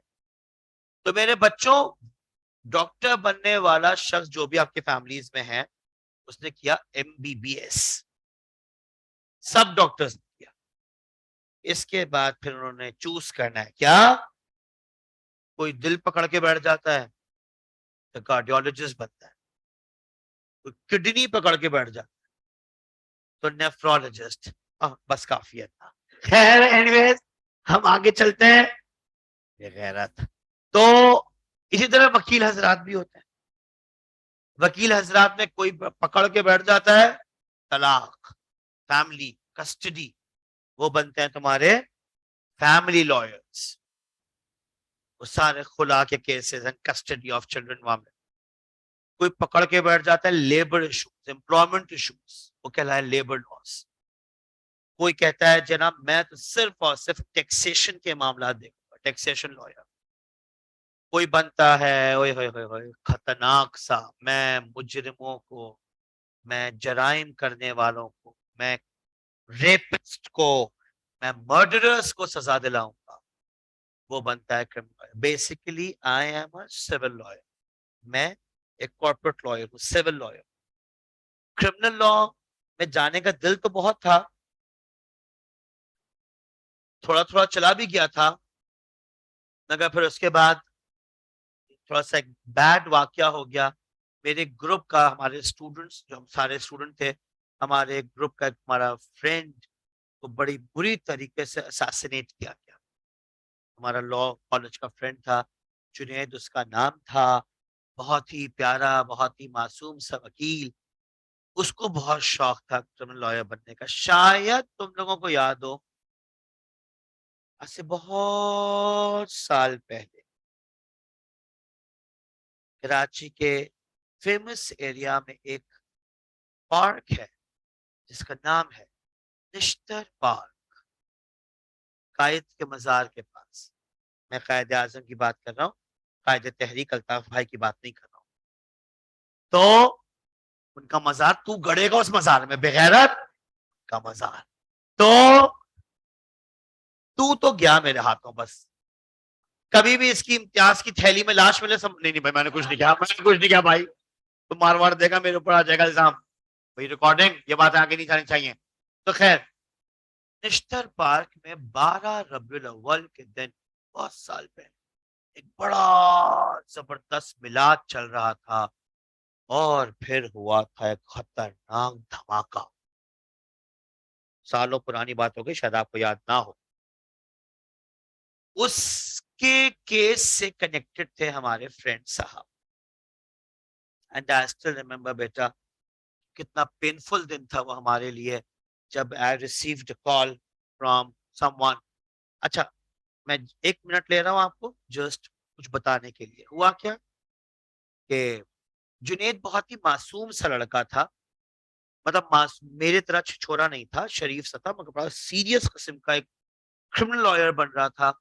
और मिस्टर पाक ब्लास्ट के कुछ विक्टिम्स की तरफ से वो प्लीडिंग कर रहा था। और अपने इंतकाल से, बल्कि अपने कत्ल से 3 दिन पहले मेरे घर पे एक दावत थी। हमारे कुछ फ्रेंड्स लंदन से आए हुए थे, बेस्टर्स हैं सारे माशाल्लाह। तो वो आए हुए थे, तो हम लोग, मेरे घर पे डिनर चल रहा था। जुनेद बहुत लेट आया है, मैंने बोला, मैं कहा जुनेद यार ये कौन सा वक्त है, 10 बजे तू आ रहा है, खाना वाना। यार वो केस में फंसे हुए हैं आजकल हम लोग, उसकी हेयरिंग आ रही है फ्राइडे को, और बस उस केस में लगे हुए हम लोग। ये बात है सैटरडे नाइट की, अगले फ्राइडे को हेयरिंग थी। तो खैर, शादी हो गई थी उनकी, शादी को 6 महीने हो गए थे। मोहतरमा वाइफ उनकी, हमारी भाभी साहबा जो हैं, वो प्रेग्नेंट थी।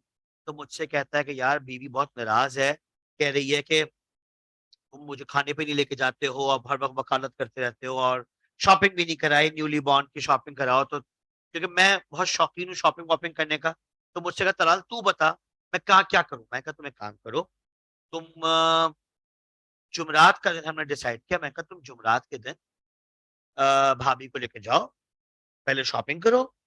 अ, बच्चों की शॉपिंग के लिए मैंने उसको, जुबैदास का नाम आप लोगों ने सुना होगा, मैं कहा तुम जुबैदास जाओ, वहां से अच्छे कपड़े मिल जाएंगे, और मैं तुम्हारे भाभी की लाल किला में रिजर्वेशन करा देता हूँ। 8 बजे तक लाल किला पहुंच जाना, आराम से खाना वाना खाओ और घर चल जाना। ठीक, मैंने रिजर्वेशन करा दिया मिस्टर मिसेस जुनेद के नाम से। मैं क्लासेस ले रहा, मगर ये बात है दिसंबर की, सर्दियों का वक्त था, मगरिब जल्दी हो रही थी। 6:30 शाम में आई रिसीव्ड अ कॉल, ऐसी क्लास में चल रही थी और जुनेद कॉलिंग। मैंने कहा अबे यार ये बाऊंगा ना रास्ता भूल गया होगा। तो मैंने कहा जी बोलिए। सामने से मुझे कहा जाता है जनाब जिसके मोबाइल से मैंने फोन किया ना उसको मार दिया गया। एक्सक्यूज मी, कौन है आप, क्या बोल रहे हैं? कहते हैं ये जिसका मोबाइल है ना उसको मार दिया है। लास्ट डायल नंबर में आपका नंबर आ रहा था इसलिए मैं आपको बता रहा हूँ। मैंने कहा आप कौन? कहते हैं मैं ईडी एम्बुलेंस का ड्राइवर हूं और लाश मेरे पीछे पड़ी। मैंने कहा एक से। अच्छा, मेरे जहन में क्या ख्याल आया पहला, मैंने कहा शायद जुनेद का मोबाइल किसी ने छीन लिया होगा और चोर को गोली वोली पड़ गई है तो चोर की जेब से मोबाइल निकला है। मैंने अपने तीसरे फ्रेंड को फोन किया, आरिफ को। मैंने कहा आरिफ जुनेद का है। कहता है वो तो 5:30 बजे निकल गया था, तुमने कहा था ना उसकी शॉपिंग। मैंने कहा हाँ हाँ, कहाँ है सब? कहता घर भी पहुंच गया होगा वो तो। मैंने कहा मैं घर फोन करूं? तो उसके छोटे भाई का नंबर हमारे पास था। मैं कहा यार जुनेद के भाई को कॉल लगाओ, मुझे ऐसी ऐसी कॉल आई। फिलहाल तुम पागल हो गए। मैंने कहा मुझे नहीं पता, मुझे अभी अभी कॉल। अच्छा, उसके बाद जब मैं जुनेद को कॉल करूं तो वो फोन भी ना उठाए। हाँ, उसने ये कहा कॉल करने वाले ने कि आप जिन्ना हॉस्पिटल आ जाइए, मैं लाश लेके जिन्ना हॉस्पिटल जा। मैं कभी जिन्ना हॉस्पिटल के मॉर्चुरी में नहीं गया था, उस दिन मुझे जाना पड़ा। वालेकुम सलाम। खैर, मैंने आरिफ से कहा, मैंने कहा मेरे अंदर हिम्मत नहीं है कि मैं घर फोन करूं इस वक्त उसको, क्योंकि घर वालों को अभी हम कुछ नहीं बता सकते। क्या पता कोई और ही बंदा हो। इंशाल्लाह जुनेद से कांटेक्ट हो जाएगा। जुनेद का मोबाइल छिन गया है, मुझे ये लग रहा है। खैर, मैं यहाँ से निकला, यहाँ से तो करीबी है जिन्ना हॉस्पिटल।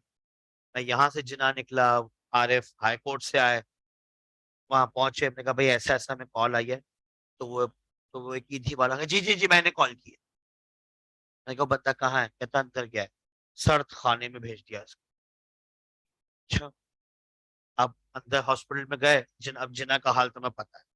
अल्लाह ताला उस अस्पताल से हर एक को महफूज रखे। उनके लिए डेड बॉडीज का आना बिल्कुल ऐसे पार्सल आया। हाँ हाँ, वो अंदर गए, जगह देख लो। तो कहते हैं अभी आई है कुछ डेड बॉडीज। एक डेड बॉडी है जो व्हाइट शर्ट ब्लैक पैंट। पहले मैं कहा आरिफ ये जुनेदी है। कहते नहीं नहीं कोई और होगा, चलो देखते हैं। जिंदगी में पहली मर्तबा हम जिन्ना हॉस्पिटल के मॉर्चुरी के अंदर गए। वो भी किसी को इजाजत देते नहीं है, वो वकील थे, हम कार्ड था तो इसलिए उन्होंने कहा चलिए। एक एक करके वो देखना शुरू किया कि भाई ये टारगेट किलिंग वाले दौर की बात कर रहा हूँ। इट वॉज अबाउट 2012 या 2013 की बात है ये, जब टारगेट किलिंग कराची में ने पीक पे थी। खैर, पहले हमने पैर देखना शुरू किया। मुंह तो एकदम से डेड बॉडीज का देखना काफी हॉरेबल काम होगा, लेकिन खैर एक हमें ना समझ आया कि अच्छा, मैं हमेशा, तुम लोग नोट करोगे, मैं निहायत ही छिछोरे मोजे पहनता हूँ। मेरे सॉक्स हमेशा बहुत कलरफुल से होते हैं। तो एक उसमें ब्लू शेड का एक सॉक्स था, तो वो मैंने जुनेद को दिया था। उस दिन वही पहना। मैंने कहा आरिफ है जुनेद। कहता है कैसे पता? मैंने कहा मेरे दिए हुए सॉक्स है। फिर आरिफ ने फेस देखा, इधर इधर और एक इधर गोली पड़ी, तीन बिल्कुल पॉइंट ब्लैंक से। अभी जब ये अरशद शरीफ जो जर्नलिस्ट को मारा गया ना, तो मैंने अरशद शरीफ, जितने अरशद शरीफ का मुंह आप लोगों ने देखा होगा बेचारे का इंतकाल के बाद, हमें पढ़ाया जाता है जितने करीब से गोली पड़ेगी ना उतना छोटा सुराख होगा। गोली घूमती भी आती है, सही है ना? और जितनी दूर से मैं मारूंगा ना उतना बड़ा नुकसान पहुंचाएगा। अगर मैं बहुत दूर से गोली मारूंगा ना मुंह फट जाएगा। जिस दिन अरशद शरीफ साहब की लाश आई है सामने, मैंने उसी दिन कह दिया था कि इसको गाड़ी में बैठे हुए शख्स ने मारा है, बराबर वाले शख्स ने मारा है, बाहर से नहीं मारा गया। क्योंकि अगर बाहर से गोली आती ना तो अरशद का फेस भी नहीं बचता। बहरहाल, वो पहला दिन है मौलवी साहब जब मेरी नॉलेज में इजाफा हुआ और मुझे ये पता चला कि भाई अगर किसी को गोली मार के मारा जाए, शहीद किया जाए और उसका खून गिरा हुआ हो, तो कपड़े भी नहीं चेंज करा, कफन नहीं पहनाया जाता। उनके वालिद साहब ने कहा मेरा बेटा कफन नहीं पहनेगा, इसी तरह दफन। तो मेरे लिए ये बड़ी अजीब सी बात है कि पैंट शर्ट में, ब्लैक पैंट व्हाइट शर्ट, इसमें मतलब दफन होगा। तो फिर मुझे पता चला वहां पे उनके वालिद वगैरह ऐसे ही होता है ना, जिसको शहीद किया जाए उसको कफन आते नहीं है ना, हाँ, उन्हीं कपड़ों में, क्योंकि खून पूरा। उन्होंने, हमने कहा तो गुस्ल इसका पूरा। फिर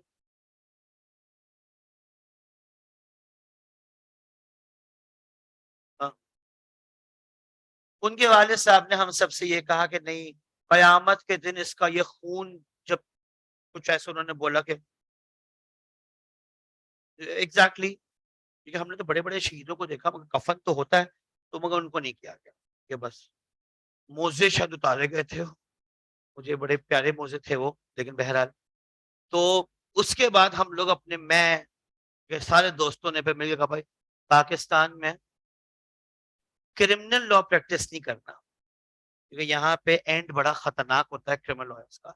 अब वो बेचारा क्या सीन था, कौन से दहशतगर्द थे, कौन सी पॉलिटिकल पार्टी थी जिससे वो इन्वॉल्व हो रहा था, जिन्होंने उसको मार दिया। तो बहरहाल, coming back to the main issue, मैं एक सिविल लॉयर हूं, मैंने अब जिंदगी में आके पहली मर्तबा अभी एक क्रिमिनल केस शुरू किया है, एक रेप केस। तो दुआ कीजिएगा, मैं विक्टिम लड़की का लॉयर, अल्लाह ताला उसको इंसाफ देता है, आपकी दुआएं चाहिए। मजीद वापस आते हैं, थोड़ा सा आगे चलेंगे, मैडम पढ़ेंगी डेफिनेशन ऑफ मर्केंटाइल लॉ।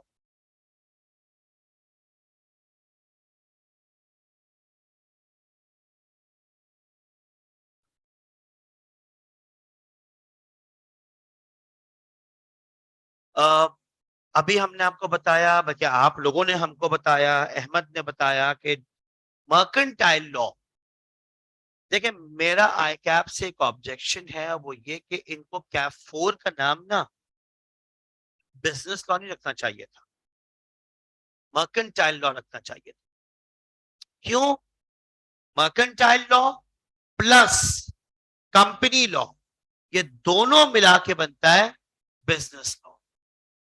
अब जब इन्होंने कैप 4 को बिजनेस लॉ कहा, तो मेरा सवाल यह है, क्या कंपनी लॉ बिजनेस लॉ का हिस्सा नहीं है? तो इसलिए होना यह चाहिए था, कैप 4 बनता मर्केंटाइल लॉ और कैप 7 बनता कंपनी लॉ। इस तरह से जो हमारा मर्ज कोर्स था बिजनेस लॉ का, वो अलग अलग हो जाता। मर्केंटाइल लॉ क्यों? क्योंकि जैसे मैंने आपसे कहा, contracts, partnerships, sale of goods, negotiable, ये वाले जो सारे बिजनेस लॉज हैं, ये सब तुम्हें पढ़ाए जाएंगे इंशाल्लाह। और क्यों पढ़ता है चार्टर्ड अकाउंटेंट लॉ, इसका जवाब हमको मिलेगा 1.3 में।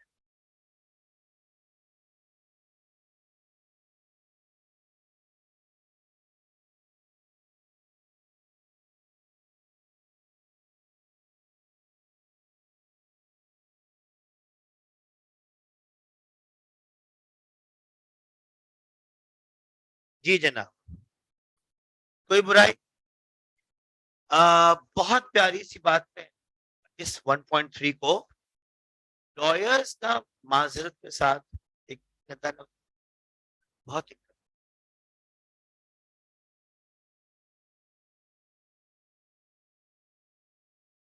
तुम तो कहोगे आज, लॉयर्स अगर ये जानते हो ना कि सामने वाले को लॉ नहीं पता, बस फिर तो जनाब आप तो सजा मौत मिलेगी, आप गए आप। लेकिन चले, मैं कोशिश करता हूं, 10 लाख होंगे काम के। माजरत के साथ, सब वकील ऐसे नहीं होते, कुछ अच्छे भी होते हैं, खालू भी, और खालू के अब्बा नहीं, अब्बू नहीं, खालू के डैडी, खालू और खालू के डैडी बहुत अच्छे आदमी है डैडी। तो लेकिन अच्छा, मेरा भी यही सीन है, मैं भी वकील हूं, मेरे डैडी भी वकील थे, उनके डैडी भी वकील थे, और उनके डैडी, हाँ, वकील पहले होगा तभी तो जज होंगे ना। खैर, वकील बनना जरूरी है जज के लिए। तो हम थोड़ी सी बात आगे लिखते हैं। ये जुमला बड़े काम का है कि evaluate the financial implications of law. देखें बेटा, अभी तो आप जरा कैफ 7 में पहुंचिए, फिर आपको पता चलेगा कि कानूनी रिक्वायरमेंट्स को पूरा करने का टाइम होता है। ये काम 7 दिन में करो, ये काम 20 दिन में करो, 30 दिन, और अगर तुमने वो नहीं किया तो फिर पेनल्टी लगती है बड़ी बड़ी रकमों की। सर, तो कानून अगर नहीं पता होगा तो जो फाइनेंशियल इंप्लीकेशंस आएंगे ना, वो डिवास्टेटिंग होंगे। इसलिए आपको उतना पढ़ाया जा रहा है। जैसे मैं एक छोटी सी बात करता हूं, फाइनेंशियल स्टेटमेंट कौन बनाएगा? आप लोग। लेकिन फाइनेंशियल स्टेटमेंट कब तक सबमिट होनी है, यह बताएगा लॉ। तो फाइनेंशियल स्टेटमेंट बनाना तो आप सीख गए कैसे बनेगी, लेकिन कौन सी कंपनी की स्टेटमेंट कब सबमिट होनी है, कब मेंबर्स को भेजनी है, कब ऑडिट होके ऑडिट रिपोर्ट मेंबर्स को देनी है, यह कानून बताएगा। तो खाली आधा काम सीखेंगे तो मजा नहीं आएगा। इसलिए चार्टर्ड अकाउंटेंट्स को लॉ पढ़ाया जा रहा है ताकि प्रॉब्लम्स ना हो। फिर आपका एक सवाल, शायद किसी का सवाल ये हो, सर जी ये लॉ क्या वाकई हमारी प्रैक्टिकल लाइफ में काम आएगा भी, या हम सब टाइम वेस्ट कर रहे हैं? जी मैम, 1.4।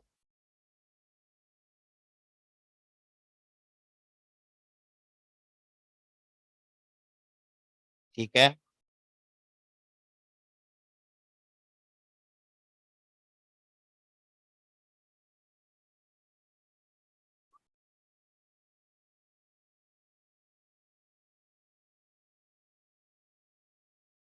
एक छोटा सा सवाल है इस आखिरी जुमले पे, जो हमारी हमारी अलिशबा ने पढ़ा।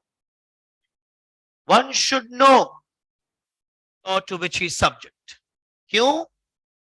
Because generally ignorance of law is neither an excuse, no। ये जुमला बहुत अहम है। ये जुमला एक लाइन नहीं, पूरी फिलॉसफी है लॉ की। इसको समझाना कोई चाहता है तो अपना हैंड रेस करें। आप पढ़ चुके हैं मुझसे, इसलिए हाथ वापस नहीं चले जाए। मोइल साहब, आप बताना चाहते हैं? आपका नाम क्या है बेटा? अनस बता रहा है जी।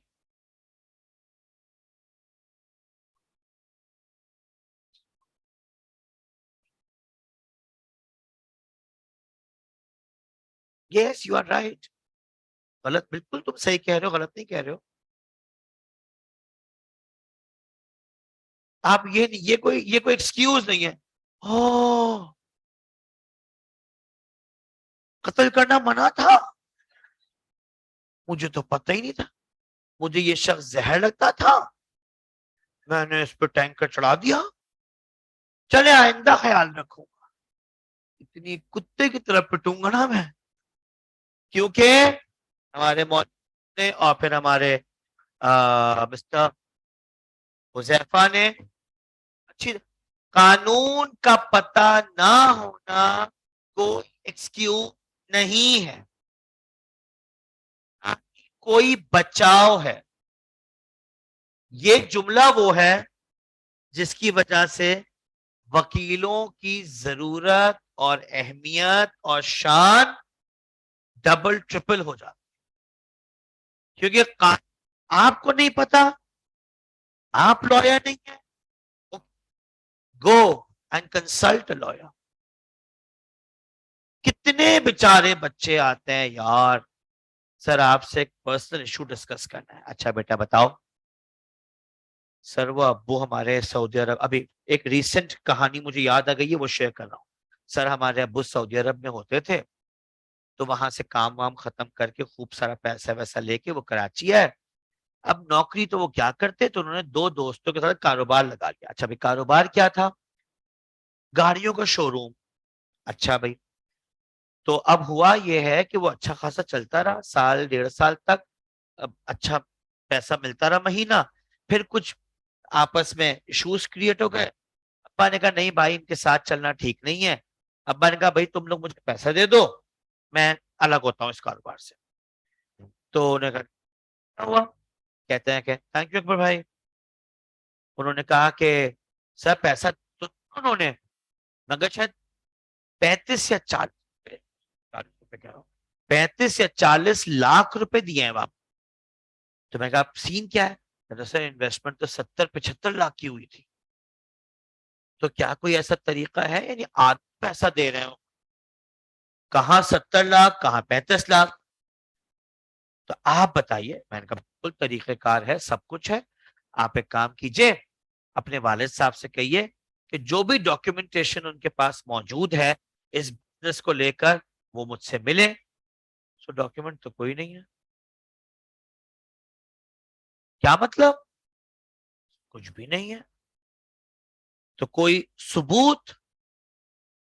सर वो टैक्स की वजह से ना पैसा कैश दिया था, 70 लाख कैश। सर वो 2-3 महीने में दिया था। कोई ऐसे कोई सिचुएशन, कोई चीज? बेटा फिर कानून हेल्प नहीं कर सकता। कहते हैं आगे से, सर तो हमें थोड़ी पता था कि रिटन डॉक्यूमेंट ही कोर्ट में प्रूव किया जाएगा। ये है। अब मैं क्या जवाब दूंगा? मेरी जान, ignorance of law is not an excuse. जाओ अब्बा से कहो, जिस तरह देसी तरीके से पैसा दिया था उसी देसी तरीके। अब मुझे बताओ, यहाँ पे मेमन हजरात भी मेरे सामने बैठे हैं, माशाल्लाह कारोबार के चीता होते हैं मेमन। लेकिन एक बात मुझे बताओ, कितने मेमन है जो लिखत पढ़त कर रहे हैं? बताइए आप मुझे। इतनी करोड़ों की डीलिंग चल रही है, कुछ नहीं होता। चल घर के बड़े, कोई बात नहीं, जबान दी है हम, वो तुम जबान दो या कुछ भी दो। बात यह है, बात यह है कि जब ये लेने देने का सिलसिला बंद होगा, अब खड्डा होगा, तो अदालत तुम्हारी मदद ना कर पाएगी। अच्छा मैं, मौलवी साहब यहाँ बैठे हुए हैं, मैं तो बड़ा गुनाहगार आदमी हूँ, और आप लोग तो खैर मुझसे भी ज्यादा गुजरे हैं। एक मौलवी साहब ही मुझे कुछ नेक से, बच्चियों की मैं बात नहीं कर रहा, बच्चियों को, बच्चियों मेरे हर छिछोरे जोक से एग्जेम्प्टेड है। जब भी मैं कोई छिछोरा जोक मारूंगा तो वो बच्चों पे होगा, ठीक है? तो बच्चे परेशान रहे, तुम्हें भी जरूरत नहीं है परेशान होने की बेटा, क्योंकि मैं तुम्हारी बात भी नहीं कर रहा, मैं बच्चों लड़कों की बात कर रहा हूं। तो खैर इन शॉर्ट हम आगे चलेंगे। और हम क्या कह रहे थे? मौलवी साहब सूरह निसा की एक आयत है जिसमें बाकायदा अल्लाह ताला ये इरशाद फरमा चुके हैं, सूरह निसा नहीं सॉरी, सूरह बकरा, अपने पैसों के मामलात को लिख लिया करो। आपको पता है, शायद आपको याद हो, मेरे पास उसका स्क्रीनशॉट है मगर ढूंढने में थोड़ा टाइम लगेगा। हाँ, सूरह बकरा में है ना। अब आप मुझे बताइए, कौन कहता है कि कुरान शरीफ आज के दौर की किताब? अल्लाह ताला ने तो 1400 साल, देखो पैसे के मामला। अच्छा, मुझे मेमनों की जो दूसरी बात बहुत पसंद है, बिजनेस बिल्कुल खरा करे। 3 भाई भी कारोबार कर रहे हैं ना, तो भाई बंदी बाहर, कारोबार में लेन देन में 100-100 रुपए का हिसाब खरा होना चाहिए।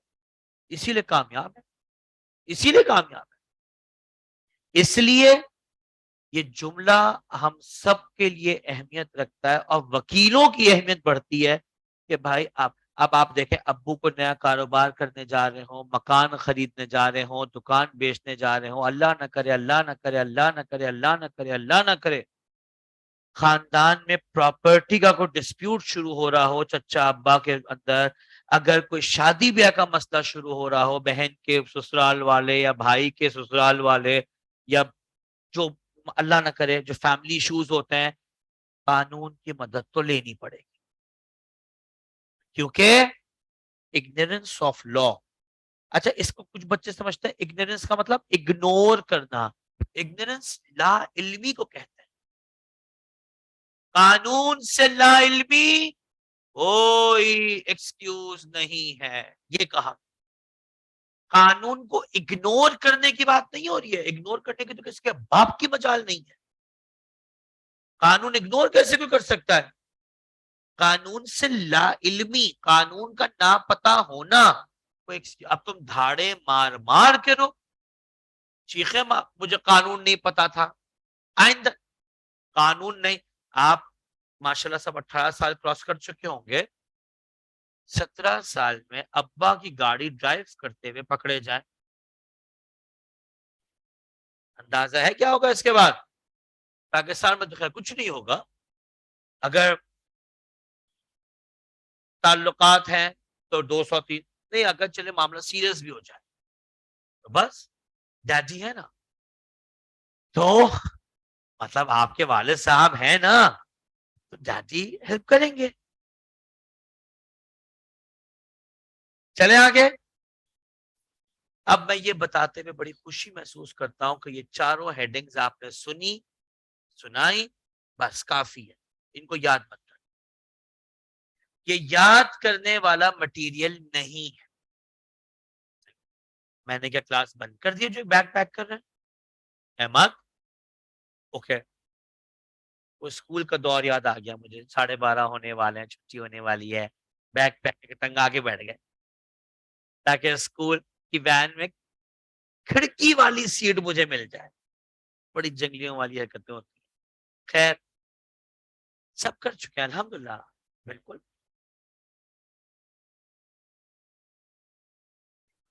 नहीं, ये बेटा जब अपने अपना वजूद तसव्वुर करता है तो ऐसा बोलता है।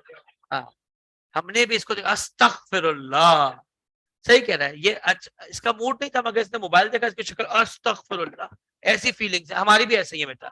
एनीवेज हम आगे चलेंगे, लंबी नहीं करेंगे, तो हम यहाँ पे सोर्स लॉ।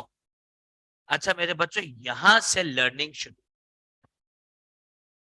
इस पे सवाल बनेंगे। शुरू के चारों में आई कैप से थोड़ा सा आपको एक नो हाउ करा रहा था कानून की। सोर्सेज ऑफ लॉ को हम शुरू करेंगे, और thank you so much my dear Alishba, मैं इसका नाम क्यों भूले जा रहा हूँ बेटा, बहुत शुक्रिया तुम्हारा। अब हम लड़कों की तरफ आएंगे, अगर कोई लड़कों से पढ़ना चाहता है तो पढ़ दे, वरना फिर मुझे एहसन कोई तकलीफ देनी पड़ेगी। पढ़ेगा एहसन? कोई और पढ़ना चाह रहा है? चले, अब मैंने एहसन को बोल दिया है, इस वक्त तो एहसन पढ़ेंगे। 1.5 sources of law.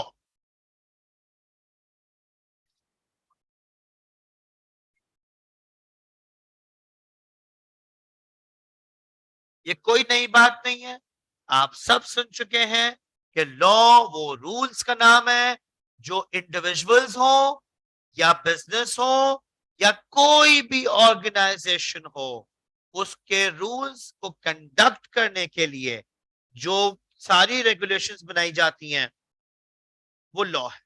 Ji sir.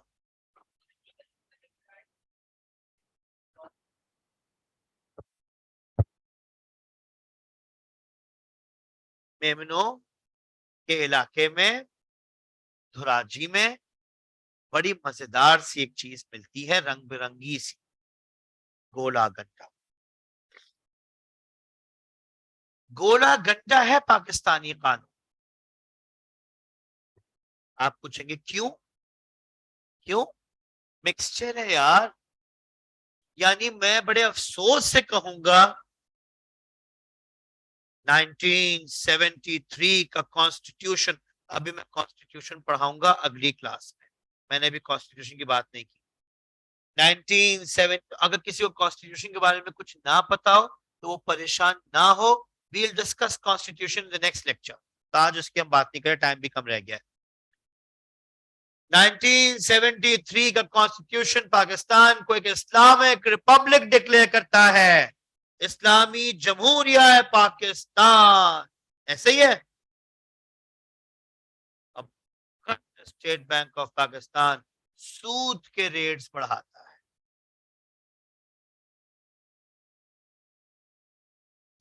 एक तरफ हो जाओ,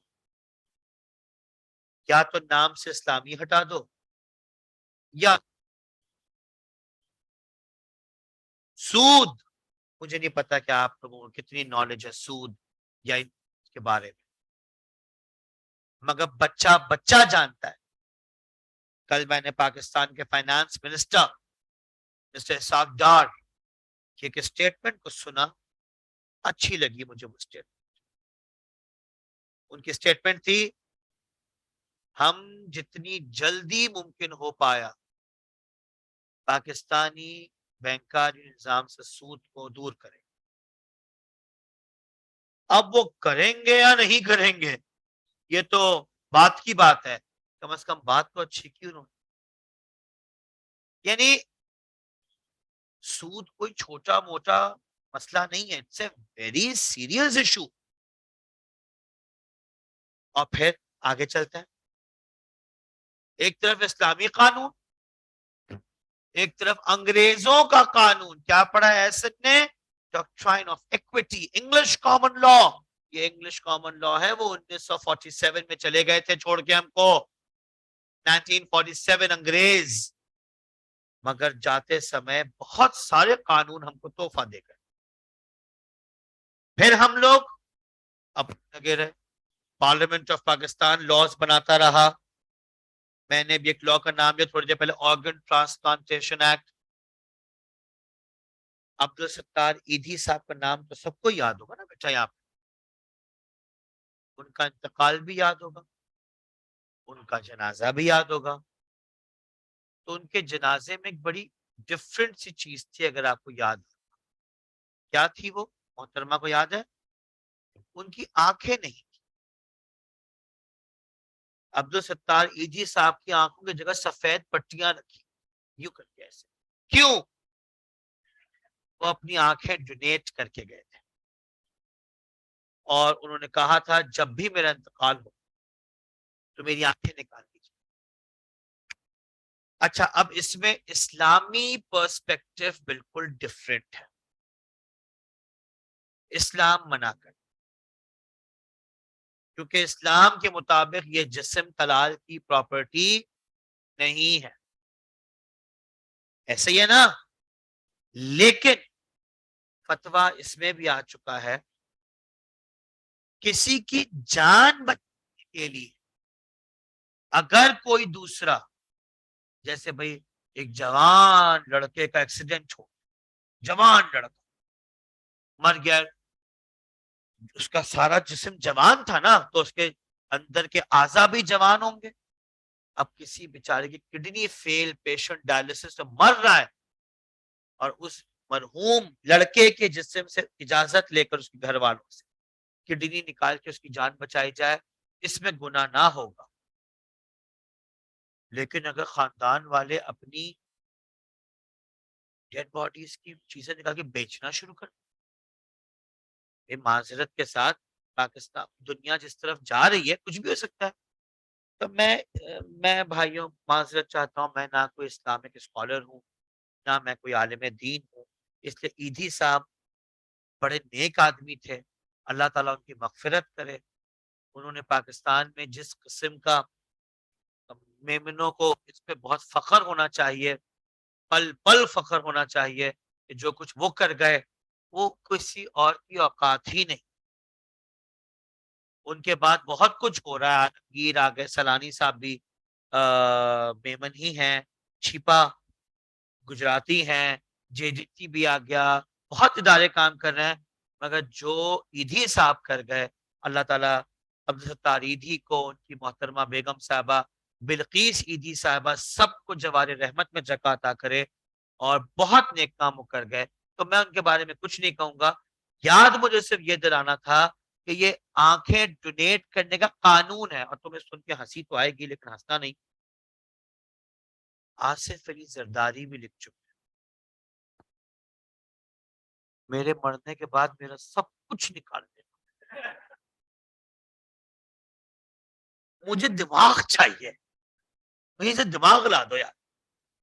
यानी नहीं, आई एम सीरियस, क्योंकि आसिफ अली वो प्रेसिडेंट ऑफ पाकिस्तान थे जिन्होंने ऑर्गन ट्रांसप्लांटेशन बिल को साइन किया था।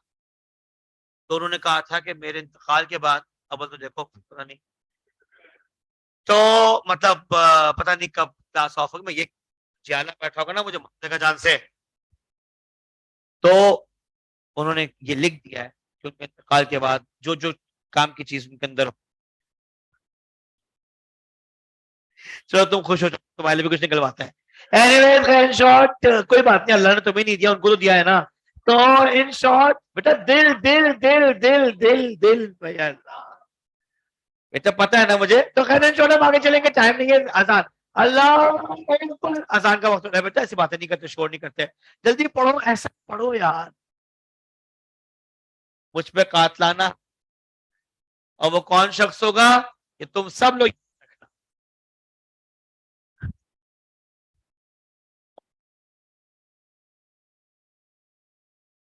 एक कोई सोर्स नहीं, तुम्हें इस्लामी कवानीन भी नजर आते रहेंगे, तुम्हें अंग्रेजों वाले कवानीन भी नजर आएंगे, और तुम्हें ये ऑर्गन ट्रांसप्लांटेशन जैसे पार्लियामेंट के बनाए हुए कानून भी नजर आएंगे।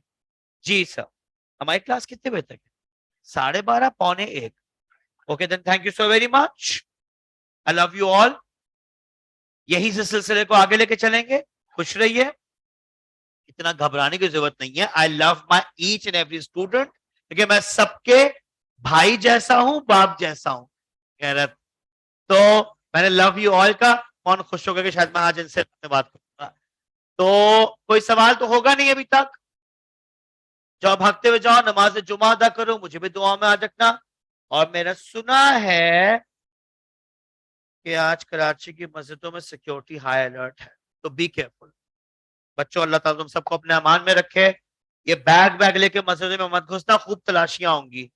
तो अपने घर पहुंच जाओ जल्द से जल्द, और अगर तबानीज में नमाज पढ़नी है तो बैग यहाँ रख के जाना। तलाशियां वलाशियां और ये वो पेशावर वाले वाक़े के बाद से। ओके बच्चों, टेक केयर, अल्लाह हाफिज। ऑनलाइन मिलेंगे अगली क्लास में, यहीं से शुरू करेंगे। टेक केयर, अल्लाह हाफिज ऑनलाइन।